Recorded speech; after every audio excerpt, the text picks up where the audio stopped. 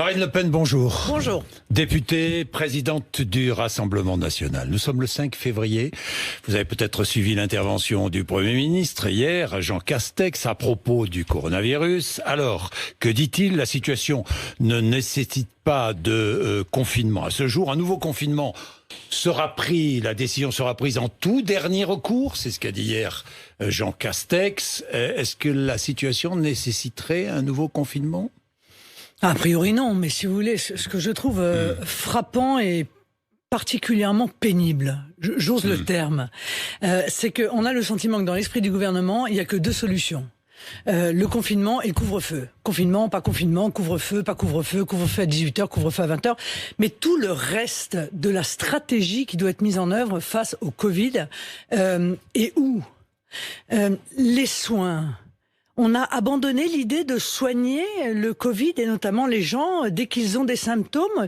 Il y a des études qui continuent à être faites parce que vous savez qu'il y a énormément de maladies qui, si elles ne sont pas soignées du tout ou si elles ne sont soignées qu'avec du Doliprane, tournent mal. Le diabète, si on n'avait pas de médicaments. Or, il n'y a pas de recherche sur des médicaments. Quels soins, quel traitement? Il n'y a pas de recherche sur les médicaments? Ben non, je ne vois pas d'études, je ne vois pas de recherche sur les médicaments. Je ne parle pas de l'hospitalisation, où par ailleurs, on n'a d'ailleurs que des médicaments anciens. On n'a pas de nouveaux médicaments à l'hôpital pour soigner ceux qui ont une forme grave du Covid. Mais je sais pas, l'ivermectine, qu'est-ce qu'on en pense?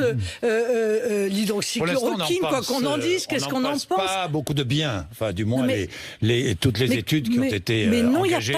Si, il y a beaucoup d'études autour de l'ivermectine. D'accord. Mais bon, on va pas rentrer dans. Donc, il n'y a pas de soins. Donc, premièrement, les soins. Deuxièmement, le suivi, si vous voulez, des clusters. Bon, moi, je suis désolée, ça fait des mois que je réclame qu'il y ait une analyse généralisée des eaux usées pour être au plus près de la détermination des clusters à venir. Il y a des analyses des eaux usées. Pas généralisées, Monsieur Bourdin, ça n'est pas vrai. Ça n'est pas une politique qui est impulsée par l'État. Il y en a dans certains endroits, certaines villes, certaines communautés d'agglomération, mais il n'y a pas un plan général pour pouvoir détecter en amont des symptômes, quels sont les lieux de contamination, ce qui permet d'intervenir au plus vite. Je vous signale qu'avec l'analyse des eaux usées, on peut aller jusqu'à déterminer s'il existe un cluster dans une école, dans un EHPAD, dans une restauration collective, ce qui permet d'intervenir au plus vite, de tester massivement là où on voit qu'il y a une augmentation de la circulation pour pouvoir isoler. La France teste massivement, Marine Le Pen. Mais très bien, les traitements. Non mais tester massivement, ça veut rien dire, Monsieur Bourdin. D'abord, ces traitements qui sont très controversés. Toutes les études disent que ces traitements n'ont aucun effet significatif. Mais peu importe, vous n'êtes pas comme Nicolas Dupont-Aignan, tout de même, qui défend. Vous avez vu ce qu'il dit. Non, je n'ai pas vu ce qu'il dit. Bon, qui défend tous ces traitements jusqu'à la coupe. Mais non, mais moi je défends. Je défends juste l'idée que l'on cherche un traitement. Quelle décision aujourd'hui, vous seriez présidente de la République, quelle décision prendriez-vous? Alors, je prendrai la décision de généraliser l'analyse des eaux usées. Bon, je prendrai la décision de tester massivement, quand il y a une augmentation de la circulation, les endroits où il y a une augmentation de la circulation. Je prendrai la décision d'opérer un isolement des personnes qui sont contaminées avec une aide extérieure, ce qui pour l'instant n'est pas le cas. Je prendrai la mesure, de la territorialisation des mesures contraignantes. Confinement localisé? Si c'est nécessaire, oui. Avec interdiction de déplacement? Avec interdiction de déplacement? C'est pas le sujet, Monsieur Bourdin. Attendez. Le sujet. C'est pas le sujet. Si, c'est le sujet. S'il y a confinement localisé, il y a forcément interdiction de déplacement d'une région à l'autre ou d'un département à l'autre. Monsieur Bourdin. Oui. En Australie, Marine Le Pen. La technique que je souhaite voir mettre en œuvre. Oui. En Australie. Non, mais je ne vois pas le rapport. En Australie. Excusez-moi. En Australie, la technique que je veux voir mettre en œuvre est utilisée. À savoir que plutôt que de fermer tous les restaurants, tous les théâtres, tous les cinémas de l'ensemble du pays sous prétexte d'égalitarisme, ce qui est objectivement une ineptie. Eh bien, lorsque, avec l'analyse des eaux usées, on voit apparaître un futur cluster, parce que ça permet de voir 3 à 4 jours avant l'apparition des symptômes, on teste si on voit qu'il y a effectivement une circulation importante du virus, eh bien, on peut décider le confinement, comme c'est fait en Australie, d'un quartier, d'une ville, la fermeture d'une école, et l'on détermine comme ça, précisément. Et parfois, 5 ou 6 jours, ça suffit d'ailleurs. Alors, Marine Le Pen, ça évite la fermeture globale. Très bien, c'est un confinement localisé, effectivement, vous défendez, mais avec interdiction de déplacement.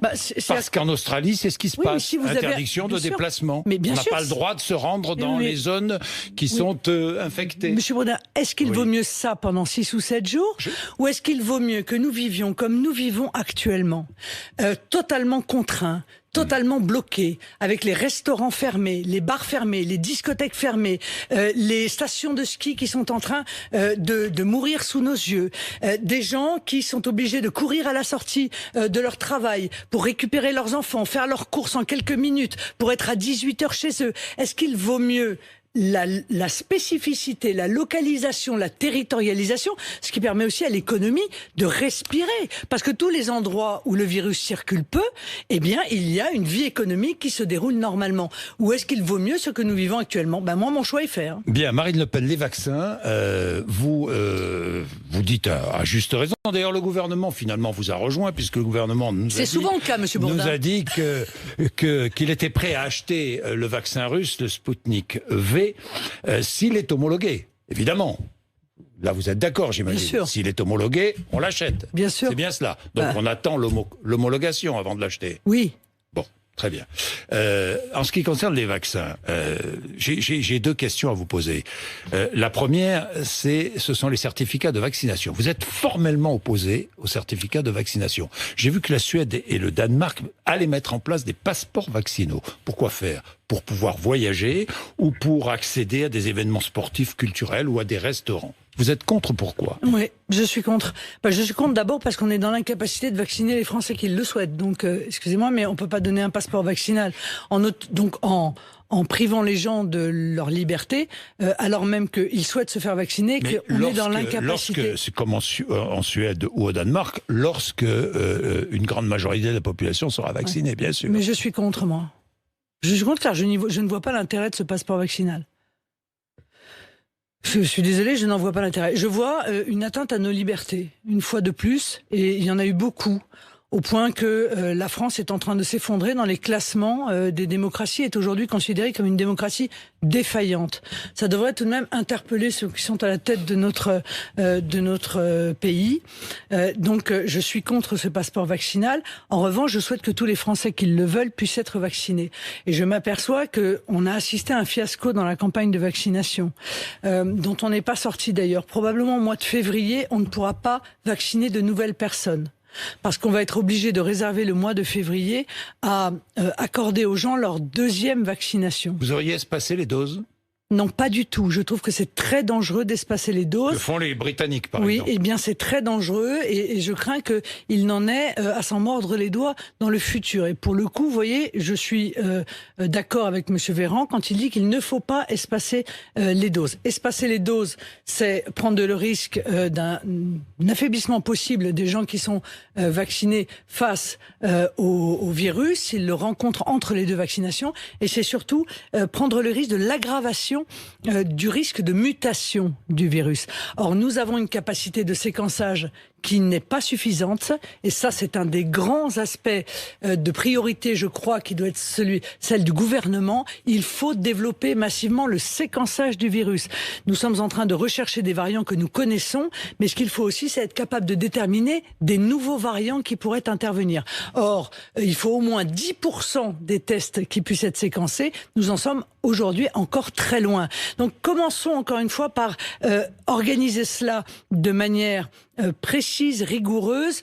Moi, je crois qu'on aurait dû confier au secrétariat général de la Défense et de la Sécurité nationale le soin de mettre en œuvre cette stratégie et de la contrôler. Or, ça part un peu dans tous les sens. Hein. Bien, on va parler d'autre chose, puisque j'ai vu dans une interview récente que vous avez accordée aux Parisiens, vous dites « On ne peut parler de rien, le coronavirus écrase tout ».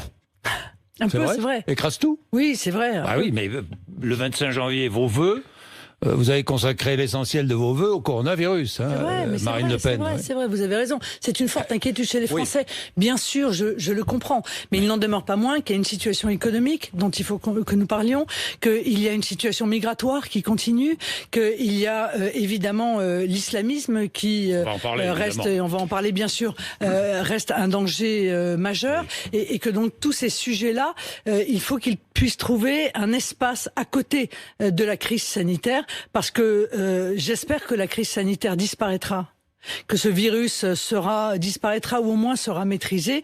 Pour l'instant, tout ce dont je viens de parler là n'est pas maîtrisé. Alors avant de parler politique, avant de parler projet de loi confortant le respect des principes de la République, en cours de discussion, de vote à l'Assemblée nationale, Marine Le Pen, deux questions internationales. Est-ce que vous demandez la libération d'Alexeï Navalny ?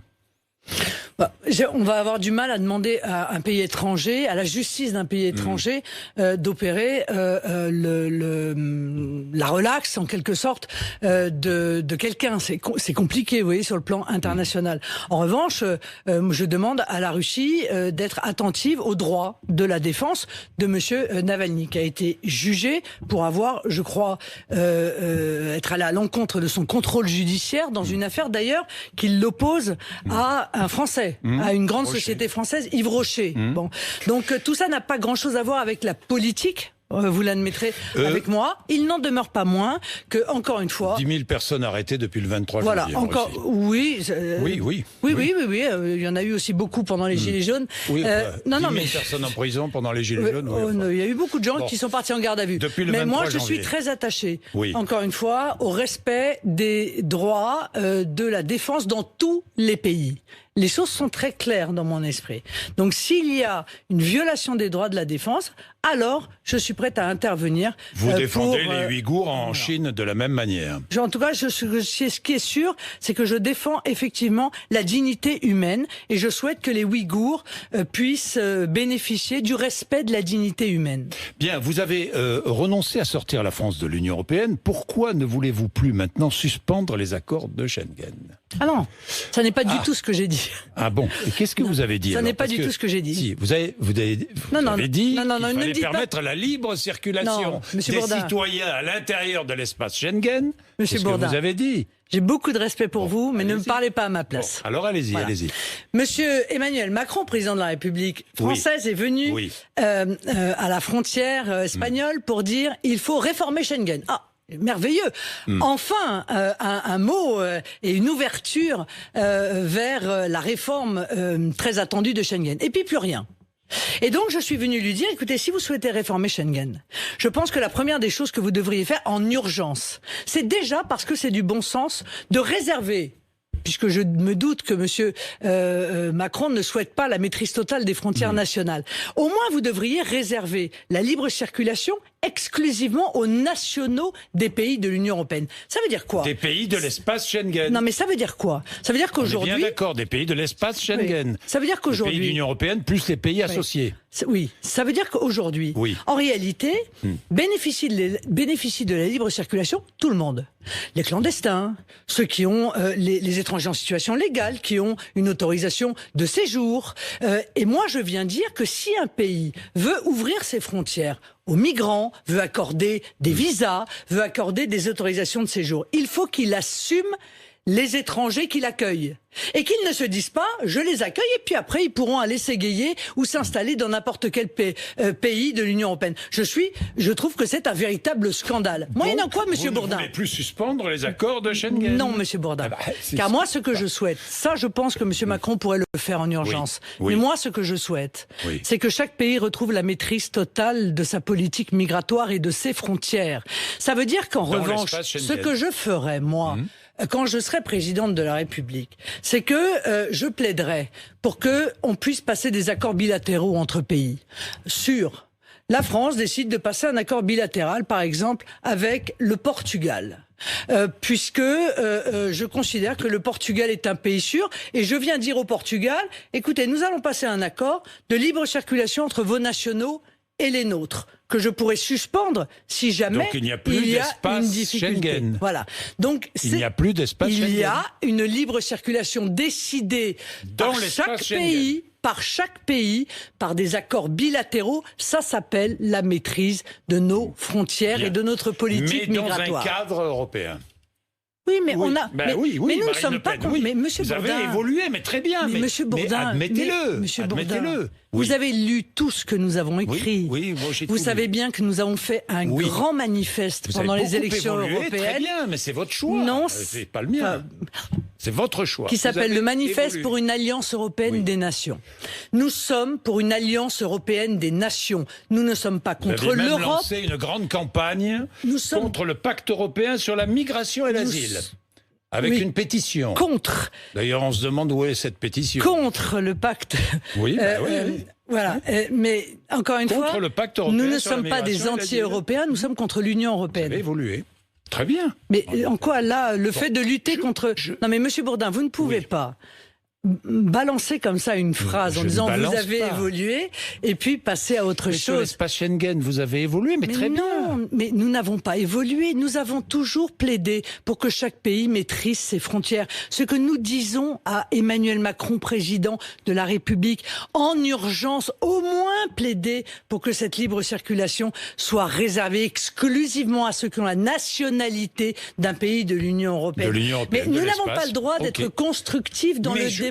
Si, Mais je ne. c'est bien, je vous trouve, demande de la simplement part de de très bien. l'opposition Vous me le dites, c'est d'être parfait. constructif. Parlons du projet de loi confortant le respect des principes de la Nous avons de la essayé d'être République. constructifs Oui, dans celui-là oui. aussi, Alors, celui-là. mais nous avons eu Alors, du mal. Regardons ce qui a été adopté, puisque Oui. l'article 4 a été adopté. Hein, il crée un nouveau délit de séparatisme. Vous y êtes favorable? Mais bah oui, mais en quoi c'est un délit de séparatisme?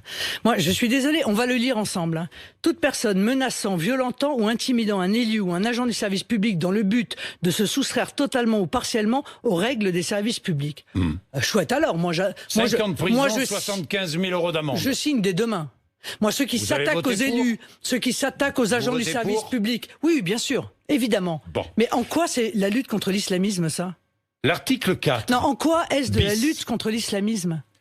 Parce que n'importe quelle personne peut venir à un guichet pour menacer un Ça peut être agent un du islamiste. service public. Ça peut. Mais en quoi est-ce une lutte contre l'islamisme? Vous voyez, en fait, c'est ça le problème. On attendait une grande loi de lutte contre l'islamisme. Et on a... Alors, il y a quelques articles qui sont pas mal, mais c'est une petite loi de police administrative. si vous voulez. L'article 4 bis, qui est, je crois, suite à un amendement de Madame Genevard. C'est très bien. Les Républicains. C'est très bien. C'est très bien. Très bien. Création du délit d'entrave à la fonction d'enseigner par personne, par pression ou insulte. Non, c'est très bien. C'est très bien. C'est très Bon, bien. c'est à la suite de Samuel Paty. De la Mais mort de est-ce Samuel que Paty. c'est la lutte contre l'islamisme? Encore une fois, enfin, Si, regardons c'est un quand peu. même la lutte contre l'islamisme, non? Non, moi Contre j'ai le déposé. séparatisme. Moi j'ai déposé. Oui. Moi j'ai déposé Oui. clairement une proposition de loi de lutte contre l'islamisme. Parce que le problème de la loi du gouvernement tel que nous la votons, c'est qu'en réalité, comme souvent avec En Marche d'ailleurs, elle a vocation à s'appliquer à tout le monde. Elle attend d'ailleurs en partie aux libertés de tous, hein, c'est le cas avec la suppression de l'instruction à domicile, sous prétexte que quelques islamistes extraient leurs enfants de l'école et sous prétexte d'instruction à domicile les soumettent à cette idéologie totalitaire, eh bien on interdit l'instruction à domicile pour tout le monde, plutôt que de contrôler l'instruction à domicile, ce qui est déjà dans la loi et ce qui n'est pas fait. Une autorisation sera demandée pour instruire ses enfants à domicile. Oui, mais vous Ce sera obligatoire. Vous voyez bien que Mais, c'est une Marine- atteinte à une liberté constitutionnelle. Et à chaque fois, avec En Marche, c'est comme ça. À chaque fois, Marine Le Pen. on tape sur tout le monde plutôt que d'avoir le courage de lutter contre Donc, les islamistes. j'ai regardé les votes article par article. Vous êtes peu présente. Vous étiez présente à l'Assemblée?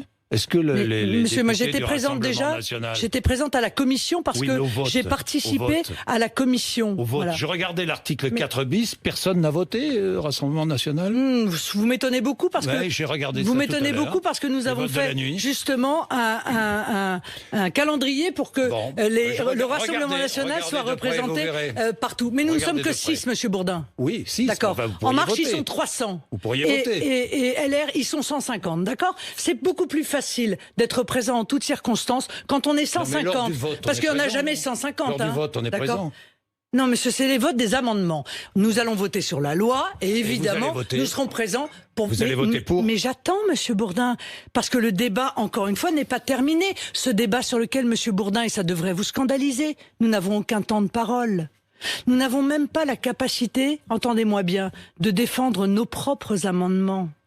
Est-ce que vous croyez que quand on présente un grand projet de loi, soi-disant un grand projet de loi, avec les timbales, hein, parce que ça a été ça, les tambours, regardez ce projet de loi, est-ce que vous croyez qu'il n'est pas normal d'envisager de se donner le temps d'en débattre à l'Assemblée nationale? Justement, la représentation. Eh bien, en l'occurrence, nous ne pouvons pas défendre nos propres amendements. Nous avons 0 minute de temps de parole.